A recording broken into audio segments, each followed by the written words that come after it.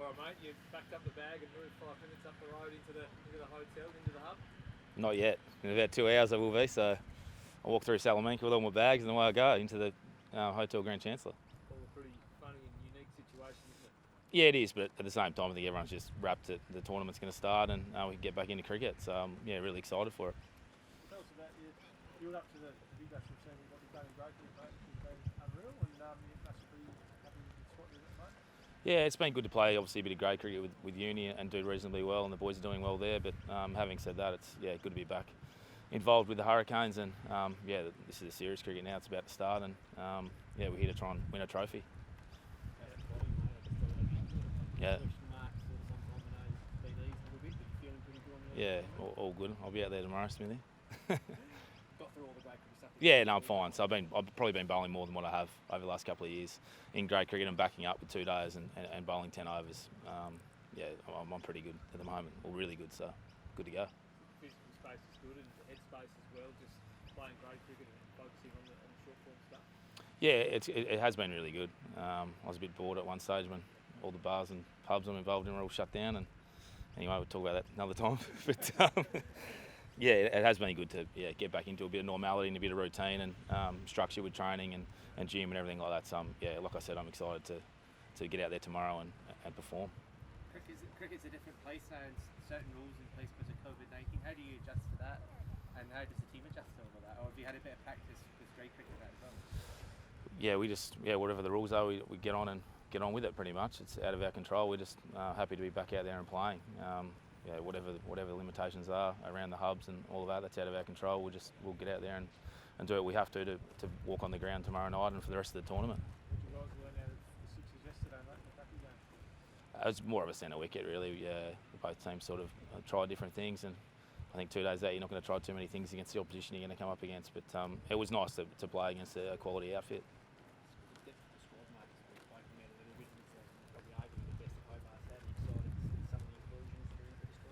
Yeah, it's really good depth in the squad. There's a couple of new faces I haven't seen at all play. So yesterday was a little bit different, but there's a lot of talent, and every other team's got the exact same. I feel it's anyone's whoever can perform at the right end of the tournament, at the back end, and give their shot at. Or have a great shot at holding up the trophy. But I think there's some good depth throughout the whole competition. Got a captain locked in for the Hurricanes yet? I think about 2:30 you'll find that one out. What is the general expectation and vibe around the team, given the quality of recruiting and the quality of this put together this year? Anytime you come into a tournament, you want to win. So that's the main objective, and that's what we're all here to do. There's no one that's filling up numbers in the squad or anything like that. Anyone could play at any time, especially with the super sub in play as well. It's going to be a little bit different this year. It's going to be exciting as well. So I think it's going to be quite odd with players coming in and out throughout a match. It's only ever happened once before, I think at the start of the 2020s when it first burst on the scene, but it's going to be really good. Is there a particular player in the squad or on the list that would fit the super sub role perfectly, or is it just a match by match situation? Yeah, I think it's going to be a match by match. A lot will depend on obviously the surface, if you're playing an extra all-rounder or not. Honestly, I think all teams are a little bit unsure about it, but we'll see how it plays out.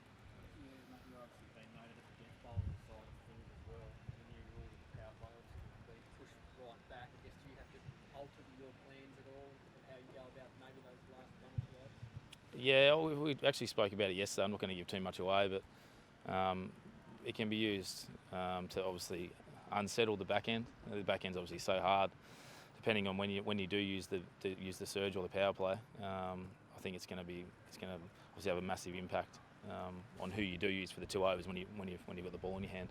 Everything is geared towards the batters, as we know, and even more so with the new rules. Does that force the bowlers to keep coming up with new things and strategies and tactics and tricks and whatnot? I think we all know it's a batter's game, so I'm not surprised. There'll probably be another rule next year, just so that everyone's going for about 50 or 60 off their 4 overs. But you have to come up with new things. You have to evolve and play the pitch conditions. So I think we're going to see a hell of a lot more boundaries this season, what we've seen before. You expect to play the whole tournament, heavily managed in the past, the way that you probably travel this year, that barring anything major happening, try and get out there for 4 games? Yeah, I haven't spoken to the coaches at all about that, Griffo, about that. Yeah, last year was a bit different. I think we were flying from one end of the country to the other end and playing 48 hours later. It's not great. It wasn't great for George or myself at the time, but yeah, like you said, this year's a bit different. We're in a designated state for a couple of weeks or a week, so it's yeah, we'll obviously just manage it as we go. But yeah, I'll look to play as many games of cricket as I can in any format that I'm available for. Cheers. Thank you.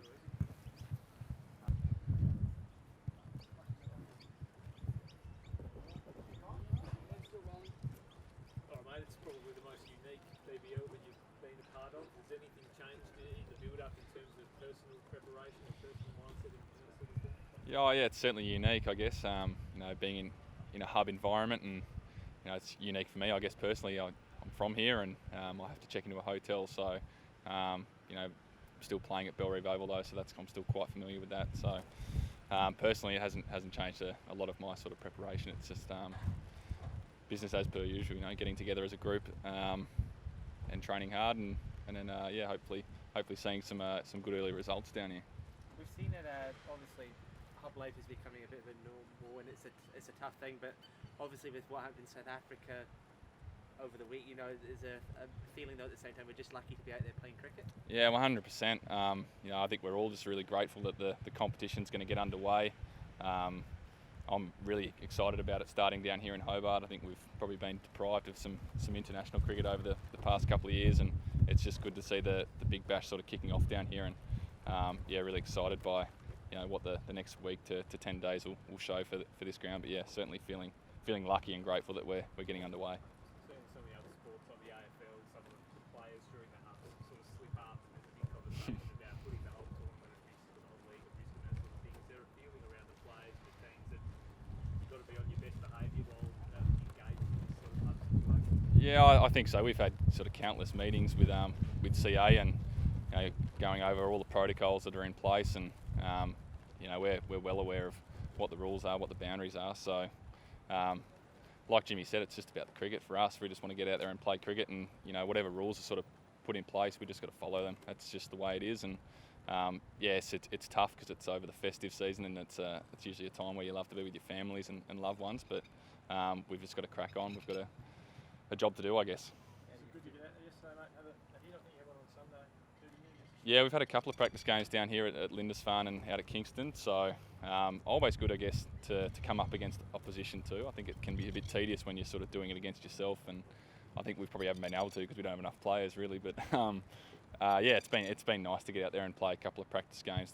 The boys are actually performing really well, so fingers crossed we can sort of take that momentum into tomorrow night.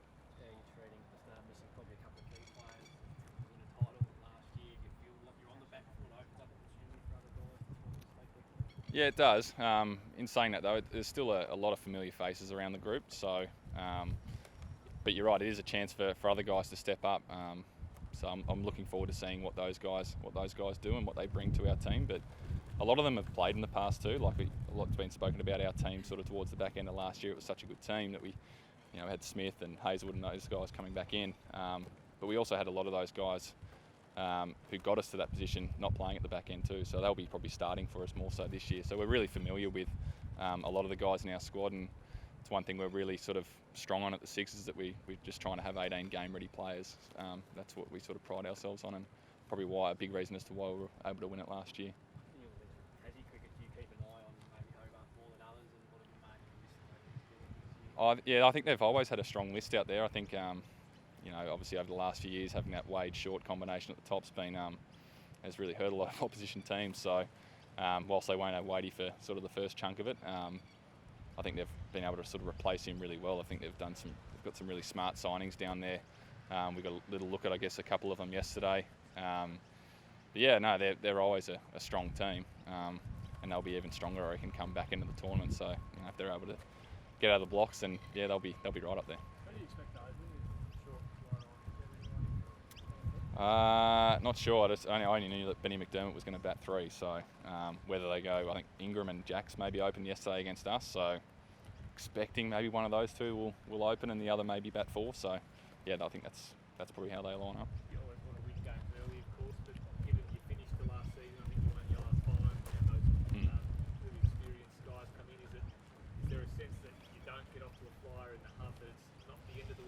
Yeah, I guess you can't panic at any stage. I think that's one thing we probably did really well last year. I don't think we lost 2 in a row at any stage, so we were able to bounce back really well after some losses. So that's one thing we just want to try and maintain in this group, is that there's no panic. Let's move on from disappointment really quickly and get back out there and try and win. But yeah, we don't really want to be slow starters. We've had a couple of years where we've come out of the blocks quite slowly, but yeah, we're really keen to sort of get out of the blocks, get a couple of wins out of our belt, under our belt, and then we'll hopefully see some familiar faces back in our lineup. Have you had a tinkle with the rules at all, the surge and the super sub and these types of things? Yeah, not so much the super sub and the bonus point. I think we've probably talked a bit more about the power play, that split over power play. That's probably been the one that's hot on everyone's sort of lips at the moment. When do you take it? All that sort of stuff. So yeah, there's going to be constant debate about when you take those 2 overs, and what we've sort of seen so far in the practice games is there's a lot of boundaries in those 2 overs. So yeah, we're not sure when we're going to take it. We don't have a specific over in which we're going to take it. It's just being flexible and being on the run, because yeah, every game will have a different set of scenarios there for us. So but they're there. They're exciting, I guess, but yeah, we'll see. We're not going to really know how they're going until we actually play.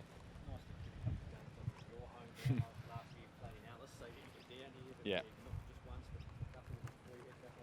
Yeah, it is nice. It's nice to see it nice and flat too, nice and hard wicket too as well, which I'm not too familiar with down here. So no, I think it's arguably one of the best white ball wickets in the country. So to get 3 games down here is great from a batting perspective. So great place to play cricket. Love calling it home. So nice to get 3 games down here. Cheers. Thanks, guys. Here we go. 1, 2, 3, go!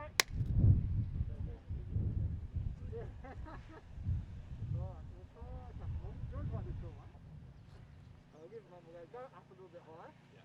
Cool. All right. Nice and smiles. 1, 2, 3, go. Give it a bit like a. I'd love to. Oh, so good. All right. Nice and smiles. 1, 2, 3. I want to do that. Looking at me going, you're looking worried, Jordan. Looking for cheeky. 1, 2, 3. That's it. Looking at me though. Who wants some cake?